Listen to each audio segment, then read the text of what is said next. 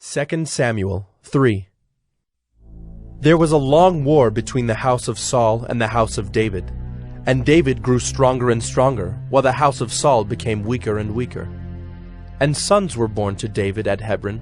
His firstborn was Amnon of Ahinoam of Jezreel, and his second, Chileab of Abigail the widow of Nabal of Carmel, and the third, Absalom, the son of Maacah, the daughter of Talmai, king of Geshur, and the fourth, Adonijah, the son of Haggith, and the fifth, Shephatiah, the son of Abital, and the sixth, Ithream of Eglah, David's wife. These were born to David in Hebron. While there was war between the house of Saul and the house of David, Abner was making himself strong in the house of Saul. Now Saul had a concubine whose name was Rizpah, the daughter of Aiah. And Ishbosheth said to Abner, "Why have you gone into my father's concubine?" Then Abner was very angry over the words of Ishbosheth, and said, "Am I a dog's head of Judah? To this day I keep showing steadfast love to the house of Saul your father, to his brothers and to his friends, and have not given you into the hand of David. And yet you charge me today with a fault concerning a woman.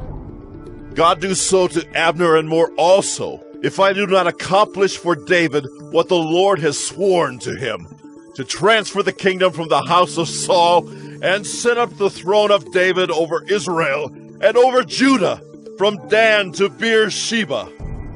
And Ishbosheth could not answer Abner another word, because he feared him. And Abner sent messengers to David on his behalf, saying, "To whom does the land belong? Make your covenant with me, and behold, my hand shall be with you, to bring over all Israel to you." And he said, "Good, I will make a covenant with you. But one thing I require of you, that is, you shall not see my face unless you first bring Michal, Saul's daughter, when you come to see my face." Then David sent messengers to Ishbosheth, Saul's son, saying, "Give me my wife Michal, for whom I paid the bridal price of 100 foreskins of the Philistines." And Ishbosheth sent and took her from her husband Paltiel, the son of Laish. But her husband went with her, weeping after her all the way to Bahurim. Then Abner said to him, "Go, return." And he returned. And Abner conferred with the elders of Israel, saying, "For some time past you have been seeking David as king over you. Now then bring it about. For the Lord has promised David, saying, By the hand of my servant David I will save my people Israel from the hand of the Philistines and from the hand of all their enemies." Abner also spoke to Benjamin. And then Abner went to tell David at Hebron all that Israel and the whole house of Benjamin thought good to do. When Abner came with 20 men to David at Hebron, David made a feast for Abner and the men who were with him. And Abner said to David, "I will arise and go, and will gather all Israel to my lord the king, that they may make a covenant with you, and that you may reign over all that your heart desires." So David sent Abner away, and he went in peace. Just then the servants of David arrived with Joab from a raid, bringing much spoil with them. But Abner was not with David at Hebron, for he had sent him away, and he had gone in peace. When Joab and all the army that was with him came, it was told Joab, "Abner the son of Ner came to the king, and he has let him go, and he has gone in peace." Then Joab went to the king and said, "What have you done? Behold, Abner came to you. Why is it that you have sent him away so that he is gone? You know that Abner the son of Ner came to deceive you, and to know you're going out and you're coming in, and to know all that you are doing." When Joab came out from David's presence, he sent messengers after Abner, and they brought him back from the cistern of Sirah. But David did not know about it. And when Abner returned to Hebron, Joab took him aside into the midst of the gate to speak with him privately. And there he struck him in the stomach so that he died for the blood of Asahel his brother.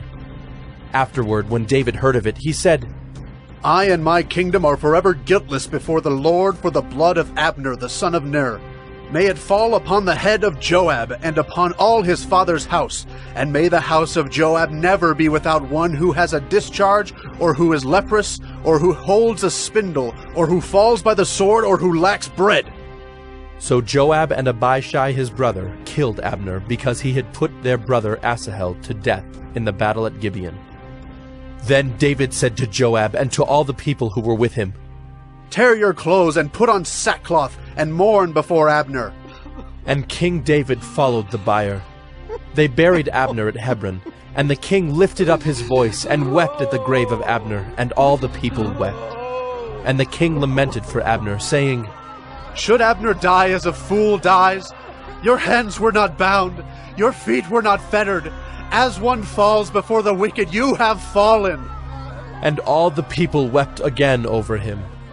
Then all the people came to persuade David to eat bread while it was yet day. But David swore, saying, God do so to me and more also, if I taste bread or anything else till the sun goes down. And all the people took notice of it, and it pleased them, as everything that the king did pleased all the people. So all the people and all Israel understood that day that it had not been the king's will to put to death Abner the son of Ner. And the king said to his servants, Do you not know that a prince and a great man has fallen this day in Israel?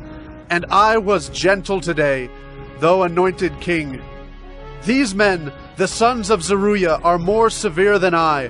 The Lord repay the evildoer according to his wickedness.